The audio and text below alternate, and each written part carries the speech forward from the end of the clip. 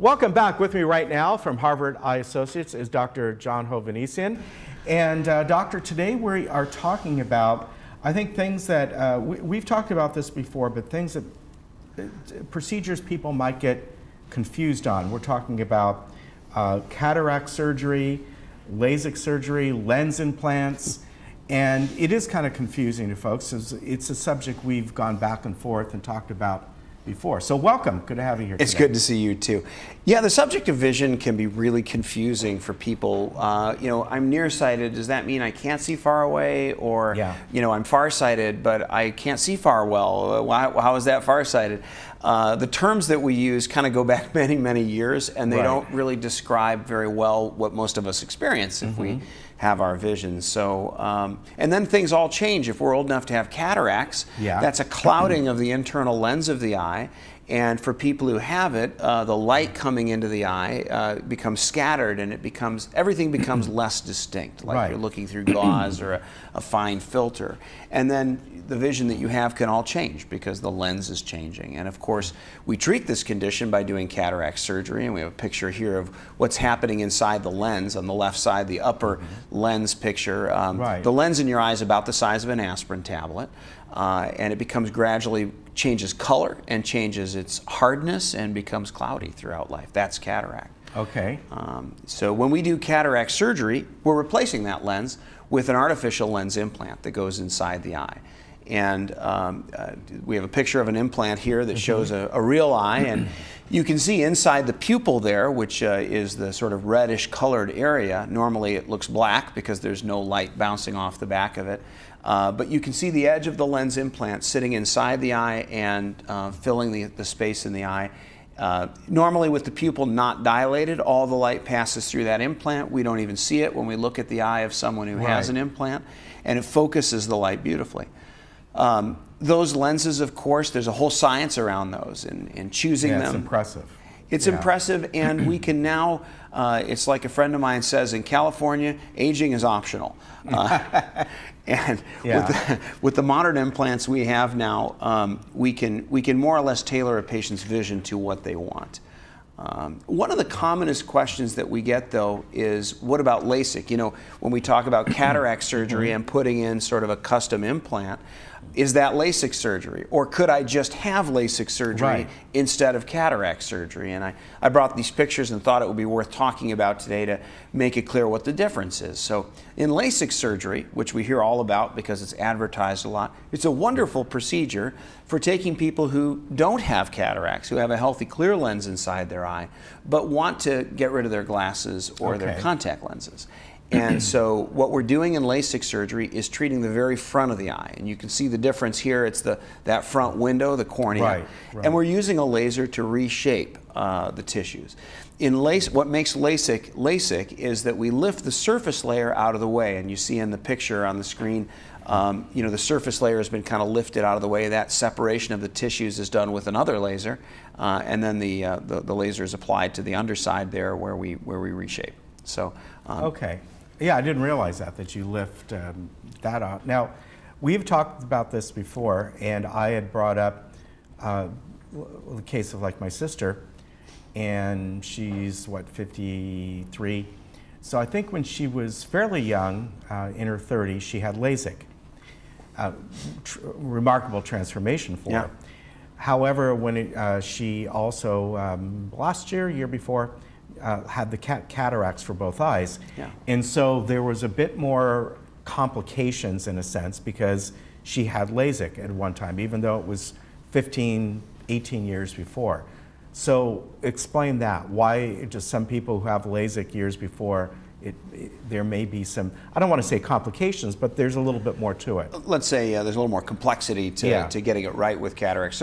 So about 30% of the patients that I see and treat are people who've had previous LASIK surgery when I'm doing cataract surgery. It's a large number of patients we see, and so we are very accustomed to doing it. It's not unusual. But an eye that has been surgically altered in the past is a little different from and a little more complicated in measuring and selecting a lens implant for them. And for someone like your sister who has that history, after cataract surgery, the healing of their eye can change from what we expect. And so there's a little more plus and minus in selecting a lens implant in people who've had previous LASIK. Now, having said that, our odds of success are still very high, and 90% of patients who are treated are very pleased. And those who aren't, we can often do a little LASIK touch-up afterwards. We're even coming out now with lens implants. Recently, the FDA approved a lens implant where you can adjust it after it's implanted inside the eye. And there are several more of these coming. We have an implant design now that will be coming out from a local company that is upgradable in the future, where what we implant in the eye is a frame that holds the lens, similar to an eyeglass frame, but inside the eye. And this eyeglass frame doesn't wear out like the ones you toss on the counter and drop and sit on. And this eyeglass frame stays for life, and so any future technology can be potentially upgraded and put inside of it, like a new lens inside the eye. Wow, so, that's very promising. It's exciting. I mean, it is. The idea of upgradable eyes, most of our body parts are not upgradable. No, they aren't. So let me ask you this. For people who are, like somebody myself, I'm 62. I wear these, little $15 reading glasses. I hate them because I've got pairs here and there, and I'll walk outside to the garden shed and try and look at my seed packet. Oh, left my glasses inside. So somebody like myself, what would I be looking for? We've talked about this before. Yes, LASIK would help me. There's no question. However, would it be better for somebody like me, maybe wait a few years with this technology, which is rapidly growing, and just look into getting a lens implant where I'm not going to even have to worry about my sight too much or cataracts in the future? Yeah, this is a great question, and it's a common question. And what you should do at your age, and which, by the way, 62 going on 42, looking at you. Well, thank you. Thank you. You're the youngest 62 I've seen. It's Nivea skin products. No, I'm just kidding. What does Truman Capote say? It's getting plenty of sleep, good exercise, and lots of makeup. Yeah. So healthy living helps a lot. At your stage, it really depends upon how much cataract you have in your eye. If there's a little bit of clouding, you're probably a better candidate for cataract surgery. And even prematurely doing cataract surgery will not only correct your vision permanently without future change, but also, as you said, get rid of future cataracts so you'll never need to undergo that procedure. The alternative would be a laser procedure now, but usually over 60, we tend to lean more toward lens-based surgery because of the likely onset. So the average patient going through cataract surgery is about 69 years old. So you're for somebody like you, on average, and you may be younger than average in terms of your body may take longer to develop cataract, but you got about 7 years before that'll be coming. And you can choose to do it sooner if you need to, and use whatever technology is available at the time. When patients ask us, okay, I'm not in a rush to get cataract surgery because I don't quite have a full cataract, should I wait until better technology comes along? That's a little bit like waiting to buy your computer. Right. If you're a few months away from having something fabulous that's about to be released, then maybe you wait.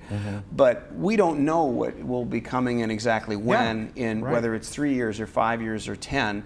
And so when you're having trouble with your eyes, that's the time to use the best technology available at that time. Yeah, and that's true with any technology. When it's there and you're it'll ready always for be it, getting better. It will. That's and it's pretty good right now too. So. All right, great talk. Great to see you. I love hearing about this because it really affects so many people. It's relevant to all of us. Yeah, and to hear about these new technologies, the difference between them is always great information. Thank you very much. Such a pleasure to see you, Ken. All right, you take care, and we'll be right back.